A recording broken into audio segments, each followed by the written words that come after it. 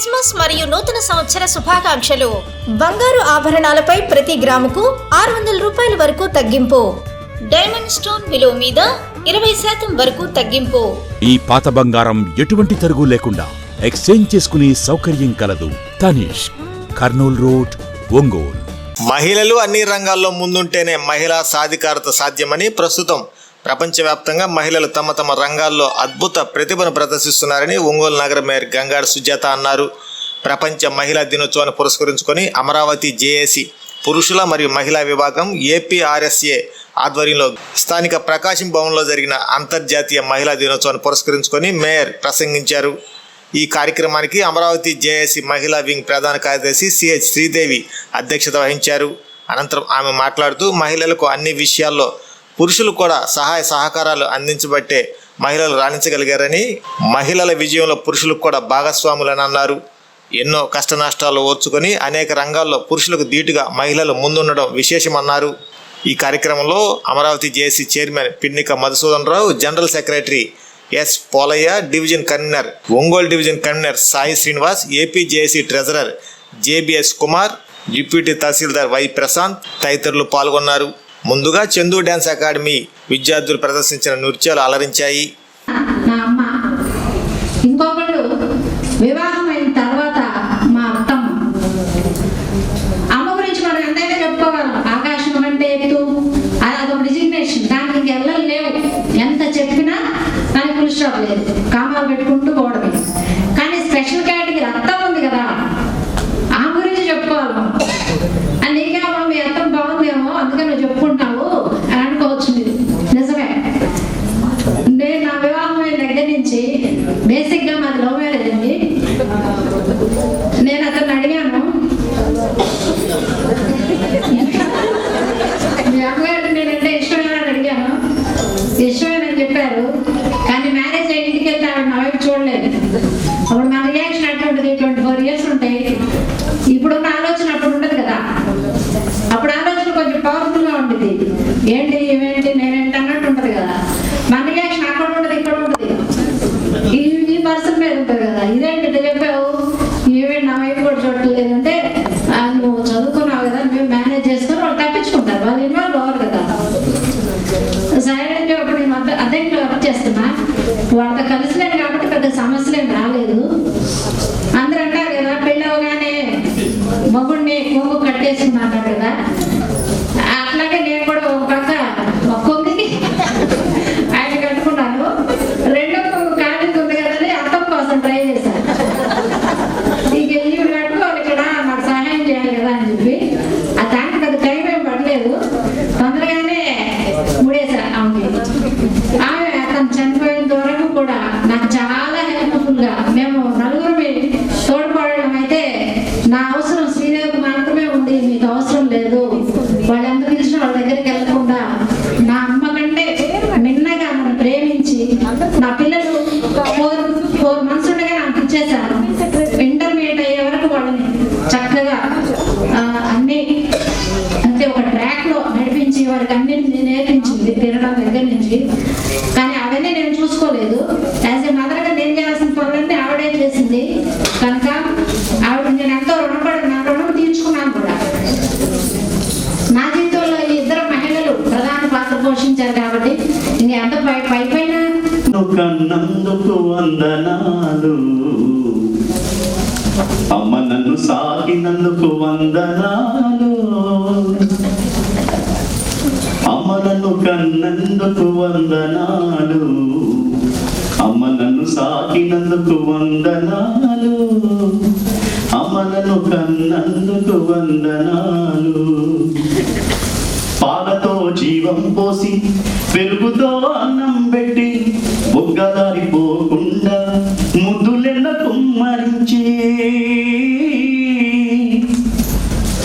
పాలతో జీవం పోసి పెరుగుతో అన్నం పెట్టి బొగ్గదారిపోకుండా ముద్దులెన్న కుమ్మరించి.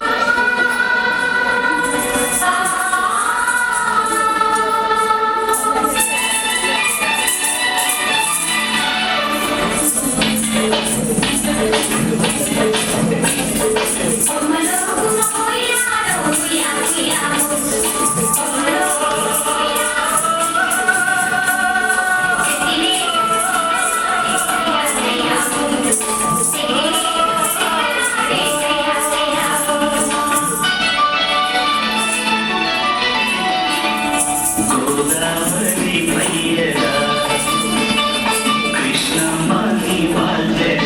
పెద్దలు, మన మేయర్ గారు, అసలు మన మేయర్ గారే ప్రథమ పౌరురాలే స్త్రీ, మన జిల్లాకే గర్వకారణం. అక్కడి నుంచే మన అభివృద్ధి అనేది చూస్తున్నాం, మొదలు కనిపిస్తూనే ఉంది. అదేవిధంగా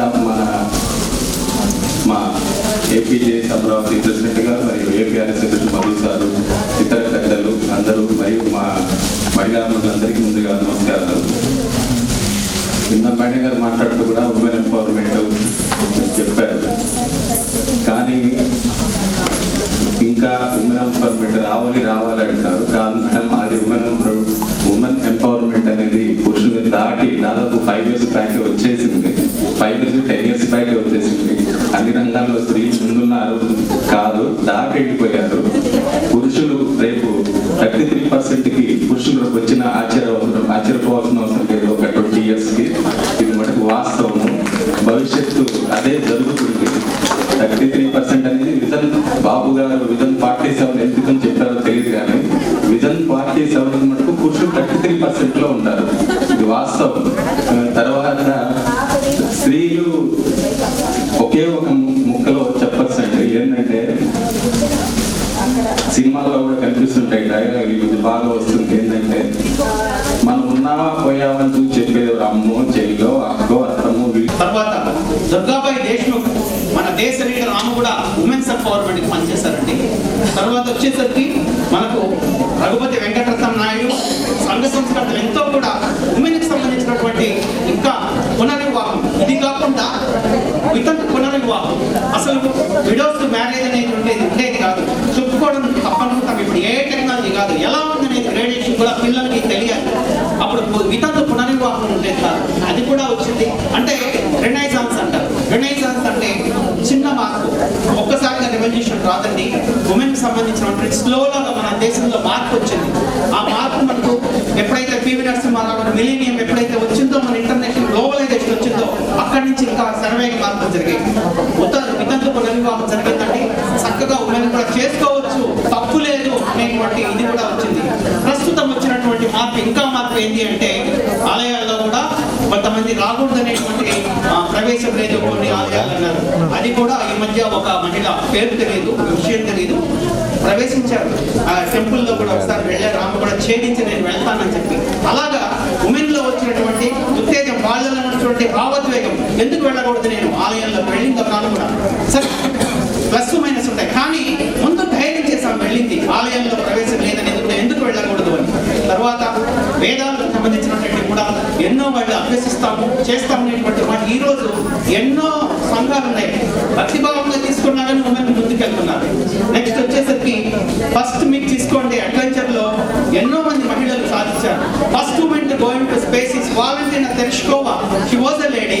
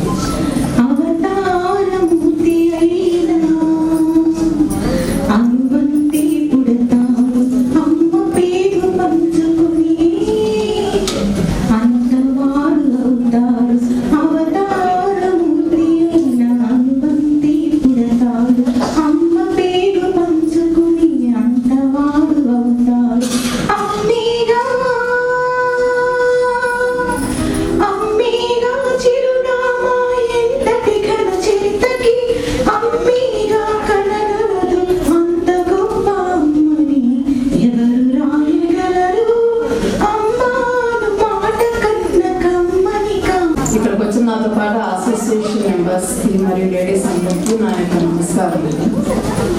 ఇక్కడ నాతో పాటు ఉన్న మన మేయర్ గారు శ్రీమతి గంగాడ సుజాత మేడం గారు నాకు 2003 నుంచి చాలా పరిచయం ఉంది. 23 సంవత్సరాలు మా పరిచయంలో ఒకప్పుడు మేము ట్రైన్లో కలిసిన ఫ్రెండ్షిప్ ఈరోజు మేడం గారు మేయర్గా అయినా కూడా నాతో అదే ఫ్రెండ్షిప్గా, అదే ఆప్యాయతగా, అదే ఆహ్వానంగా మాట్లాడతారు. చాలా ఫ్రెండ్లీగా నేను మీకు చాలా విషయానికి ఈరోజు మన మహిళా దినోత్సవం వేడుకలు జరుపుకుంటున్నాము చాలా హ్యాపీగా. కానీ ఈ వేడుకలకు ముందు ప్రోగ్రామ్స్ చేసుకున్నాము, ఒక గేమ్స్ కానీ స్పోర్ట్స్ పార్టిసిపేట్ చేసుకుని మనం ఇంత సెలబ్రేట్ చేసుకున్నాము. ఇంత సెలబ్రేట్ చేసుకున్న దానికి వెనుక ఉన్న కారణాలు ఎవరెవరు అనేది కూడా మనం గుర్తించుకోవాలి. వాళ్ళు కూడా మనం నమస్కారాలు ధన్యవాదాలు చెప్పుకోవాలి. వీటన్నిటికీ మన శ్రీనివాసరావు గారు కానివ్వండి, మా సుందరరావు గారు కానివ్వండి, ఇంకా మిగతా వాళ్ళు కానివ్వండి, నాకు వేరే వాళ్ళ పేరు కూడా నాకు అంత అవగాహన లేదు. నేను అసోసియేషన్లో కొత్త కాబట్టి ఈ అసోసియేషన్కి వచ్చే ముందు నేను స్టేట్ ఆడిట్ డిపార్ట్మెంట్లో నేను స్టేట్ వైడ్ సెక్రటరీగా కూడా నేను చేస్తున్నాను. కోఆపరేటివ్ సొసైటీలో కూడా నేను చేస్తున్నాను. చాలా అసోసియేషన్స్లో నేను పాల్గొని ఉన్నాను. ఏపీజేఎస్లో నన్ను తీసుకున్నందుకు గొప్పరాజు వెంకటేశ్వర గారికి నా నమస్కారములు. మనందరము నిన్న స్పోర్ట్స్ పాల్గొని అంత విజయవంతంగా చేసుకున్నాం కాబట్టి ఆ యొక్క ఆర్టికల్స్ కూడా తీసుకున్న సార్ ఇంతగా చేశారు. దాంతోపాటు మన శ్రీదేవి మేడం గారు చాలా కష్టపడ్డ వ్యక్తి, ఆమె కూడా నమస్కారాలు ధన్యవాదములు. కాబట్టి ఈరోజు వేడుకలు ఇంకా ఘనంగా జరుపుకొని మనము ఈ విషయాన్ని ముఖ్య అతిథులు అమృత మేడం శ్రీమతి గంగాడ సుజాత గారు, అలాగే శ్రీ సాయి శ్రీనివాస్ గారు, ఏపీజేఎస్ అమరావతి ఒంగోలు డివిజన్ అధ్యక్షులు చైర్మన్ గారు, అలాగే Polaiah garu, APJS Amaravati main secretary general, Shri Sharath garu ప్రముఖ సింగర్ మరియు జర్నలిస్టు, శ్రీ జేబీఎస్ కుమార్ గారు మా ఏపీజేఎస్ అమరావతి కోశాధికారి గారు, అలాగే కరీమా గారు ఏపీజేఎస్ అమరావతి కో చైర్పర్సన్ గారు, కార్యక్రమానికి చేసిన అందరూ అందరు అతిథులకు, అదేవిధంగా పార్టిసిపెంట్కి నా నమస్కారాలు, అదేవిధంగా పిల్లలకు శుభాశీస్సులు. అందరికీ మా ఏపీజేఎస్ అమరావతి తరఫున మహిళా దినోత్సవ శుభాకాంక్షలు. గౌరవ రాష్ట్ర అధ్యక్షులు మా ఏపీజేఎస్ అమరావతి శ్రీ గొప్పరాజు వెంకటేశ్వర గారి పిలుపు మేరకు మనం ఈ ఏపీజేఎస్ అమరావతి క్రీడా పోటీలు నిర్వహించుకోవడం, మహిళా దినోత్సవానికి అడ్వాన్స్గా క్రీడా పోటీలు నిర్వహించుకోవడం మరియు ఈ మహిళా దినోత్సవ కార్యక్రమం జరుపుకోవడం జరుగుతుంది. ప్రతి సంవత్సరం ఇలా జరుపుతున్నాం, వచ్చే సంవత్సరం కూడా జరుపుతాం. అయితే ఈ సంవత్సరం ప్రత్యేకత ఏంటంటే ఒక మహిళా మార్గదర్శి అనే అవార్డును ఈ సంవత్సరం నుంచి ఇవ్వబోతున్నాం. దాన్ని మరికొద్దిసేపట్లో మరి మన మార్గదర్శి గారికి అందజేయడం జరుగుతుంది. కమిటీ నిర్ణయం తీసుకొని అలాగే పార్టిసిపెంట్ అందరికీ కూడా ప్రైజులు ఇవ్వబడతాయి. నెక్స్ట్ ఇయర్కి ఖచ్చితంగా ఈసారి మనకు 3 రోజులు స్పెషల్ జీవో ఇవ్వడం జరిగింది గౌరవ గోపాల వెంకటేశ్వర గారి సూచన మేరకు. లాంటి దురాచారాలకి మనకు గురవుతూ ఈరోజు పురుషుడికి సమానంగా పనిచేసే స్థాయికి స్త్రీ వచ్చింది అంటే మరి మన మీద మనకు నమ్మకం ఈరోజు పురుషుడు గుర్తించారు కాబట్టి అది మనం ఖచ్చితంగా మనం ఒప్పుకొని తీరాలి.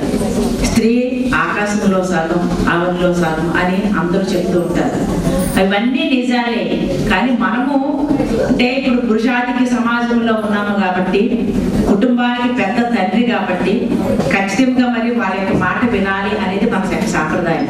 మన విదేశాలు అయితే ఇద్దరు ఈక్వల్. ఇప్పుడు కూడా మన వాళ్ళలో ఇప్పుడు చాలా మంది మన శ్రీదేవి గారు చెప్పారు, ఏ ఆఫీస్కి వెళ్ళినా కూడా 50% నుంచి అబవ్ ఉండాలి మహిళలు పనిచేసేవాళ్ళు. అంటే అక్కడ కుటుంబాన్ని ఒక పక్క చూసుకుంటూ భర్త పిల్లలను అత్తమామలను చూసుకోగలుగుతూ మళ్ళీ ఉద్యోగాన్ని కూడా చేసి మళ్ళీ ఇంటికి పోయి మళ్ళీ అక్కడ తల్లి స్థానం కానివ్వండి, కూతురు స్థానం కానివ్వండి, ఏదైనా సరే రకరకాలుగా రూపాంతరం చెందుతున్నాం మనం. ఆడపిల్లగా అంటే కూతురుగా, భార్యగా, తల్లిగా, అత్తగా, ఇలా రకరకాలుగా అమ్మమ్మగా, తాతమ్మలు, ఇలా రకరకాల రూపాంతరం చెందగలుగుతూ అన్ని రకాల పాత్రలను కూడా అవలీలగా పోషించగలిగే ఒక శక్తి ఆడవాళ్ళకి మాత్రమే ఉంది. అందువల్ల ఈరోజు మీరు అందరూ ఇక్కడికి ఇంటి పనులు వంట పని చేసి వచ్చి ఉంటారు. మళ్ళీ ఇంటికి వెళ్ళిన తర్వాత పిల్లలు స్కూల్ నుంచి వచ్చేస్తారు, మళ్ళీ వాళ్ళని భోజనాలు పెట్టాలి, భర్తకి అడ్డు పెట్టాలి. అంటే మనకి నిరంతరం కూడా మన దృష్టి అంతా పని. ఆఫీస్లో ఉన్నంత వరకు ఆఫీస్ పని, ఇంటికి వెళ్ళిన తర్వాత ఇంటి పని. అందుకే మనకు ఒక సినిమా వచ్చింది, ఆదివారం ఆడవాళ్ళకి సెలవు కావాలి అని. అంటే 365 రోజులు కూడా మనం పని చేస్తూనే ఉంటాం. మనకి ఒకవేళ ఆఫీసుకి సెలవు వచ్చినా కూడా ఇంట్లో సెలవు అయితే ఉండదు. మీ రోజు ఆఫీస్ సెలవు కాబట్టి మగాళ్ళు ఏం చేస్తారు, సెలవు రోజున హ్యాపీగా బండి వేసుకుని బయట తిరుగుతూ ఉంటారు, భోజనం టైంకి ఇంటికి వస్తారు. కానీ ఆడవాళ్ళకి ఆదివారం కూడా సెలవు లేదు, సెలవు దినాల్లో కూడా సెలవు లేదు, ఎప్పుడు కూడా సెలవు లేకుండా మనం గడియారం ఏ రకంగా అయితే తను ఓపుకున్నంత అంటే బ్యాటరీ ఉన్నంత తిరుగుతుందో మనం సిగ్గయ్యేంతలో తిరుగుతూనే పనిచేస్తూనే ఉంటాము. ఇది మాత్రము పురుషులు కూడా గ్రహించాలి. ఎందుకంటే చాలా కొంతవరకు మార్పు వచ్చింది. నేటి యువత ఎలా ఉన్నారంటే ఇద్దరు కూడా ఉద్యోగాలు చేస్తున్నారు కాబట్టి ఇద్దరు కూడా పని చేస్తున్నారు. అలాగనే భేషజాలు కూడా ఎక్కువైపోయినాయి, ఇగోలు ఎక్కువైపోయినాయి. ఇద్దరు కూడా చాలా త్వరగానే మరి మాట పట్టింపులతో విడిపోతున్నారు రోజులు ఇవన్నీ. కానీ మనము అంటే మా రోజుల్లో ఎట్లా ఉండేవంటే ఆ తల్లిదండ్రులు గౌరవించాము, అత్తమామలు గౌరవించాము, పిల్లలకి కూడా ప్రేమనిస్తూ చేస్తున్నాం. అంటే మేము మా తల్లిదండ్రులు మాట విన్నాము, తర్వాత అత్తమామలు మాట విన్నాము, తర్వాత ఇప్పుడు మా పిల్లలు మాట విన్నాము. అది అయిపోయింది మా జనరేషన్. కానీ ఇప్పుడు జనరేషన్ అలా లేదు.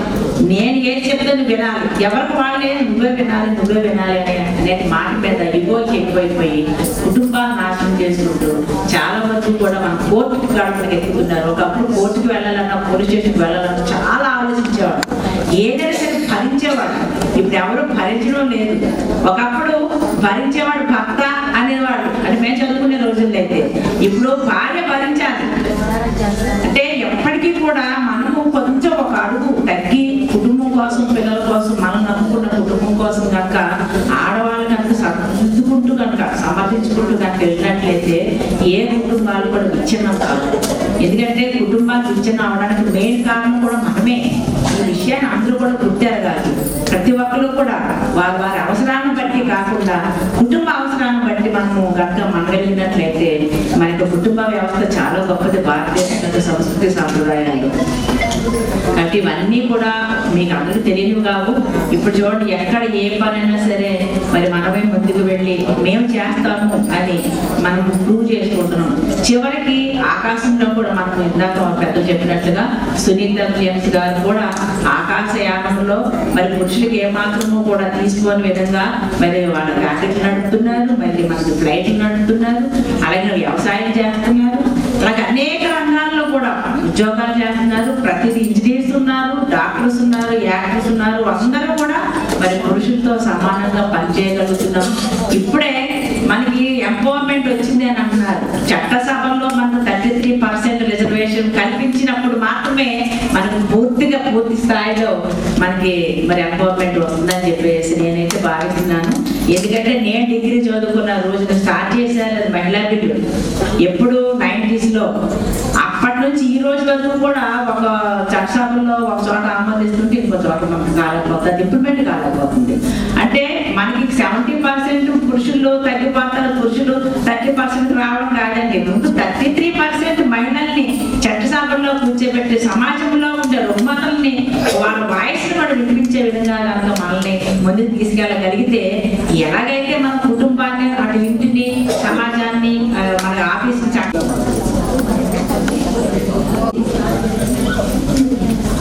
మహిళా మార్గదర్శిగా ఈరోజు ఉత్తమ మహిళగా మన మధ్య ఉన్నారు మన మేయర్ గారు గంగాడ సుజాత గారు. వారికి ఈ సంవత్సరం 2026 సంవత్సరానికి మహిళా మార్గదర్శిగా ఎంపిక చేస్తున్నాం. టేబుల్ చేసి అక్కడ వస్తున్నాం. రండి సార్.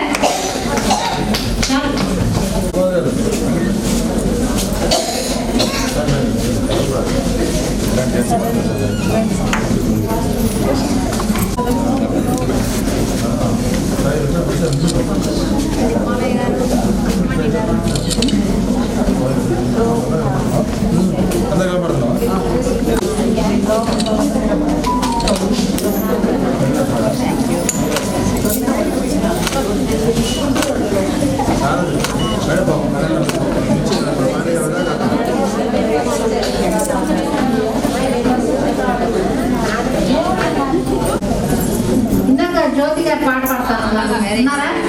రండి మేడం.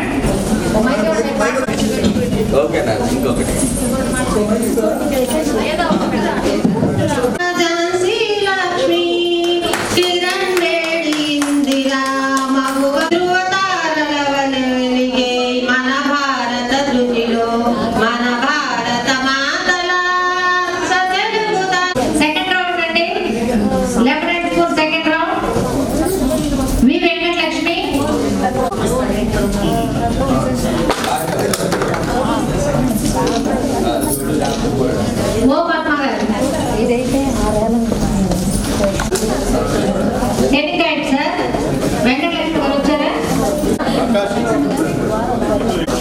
ప్రైజ్ తీసుకున్న వాళ్ళు కూడా కొద్దిగా పైకి వెళ్ళండి.